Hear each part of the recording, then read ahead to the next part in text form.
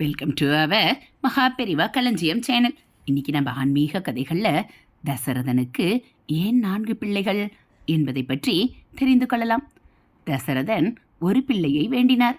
ஆனால் அவருக்கு 4 பிள்ளைகள் பிறந்தன. இது ஏனென்று நாம் தெரிந்து கொள்ளலாம். தர்மம் 4 வகைப்படும். அதில் முதலாவது சாமானிய தர்மம்.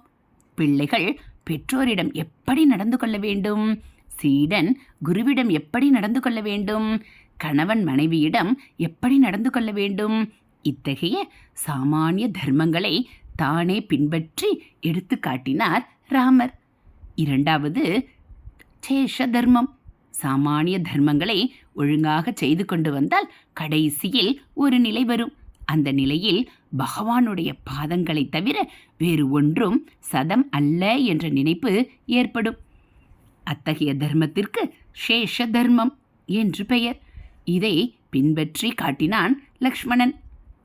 அடுத்து மூன்றாவது விசேஷ தர்மம். தூரத்தில் இருந்து கொண்டே எப்போதும் பகவானின் சிந்தனையாகவே இருப்பது விசேஷ தர்மம். இது சேஷ தர்மத்தை காட்டிலும் கடினமானது.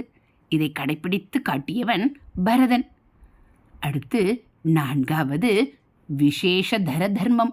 பகவானை விட அவருடைய அடியார்களுக்கு தொண்டு செய்வதே முக்கியம் என கருதுவது விசேஷதர தர்மம். சத்ருகணன் பாகவத உத்தமனாகிய பரதனுக்கு தொண்டு செய்தே கரையேறிவிட்டான்.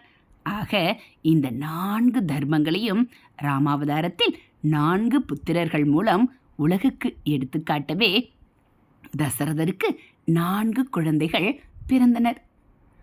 இதுபோல் ஆன்மீக கதைகளை நீங்கள் தெரிஞ்சுக்கணும் அப்படின்னா மறக்காமல் நம்ம சேனலை சப்ஸ்கிரைப் பண்ணுங்கள். கூடவே பெல்லைக்கானை கிளிக் பண்ணி ஆளுங்கிற பட்டனையும் அழுத்திடுங்க.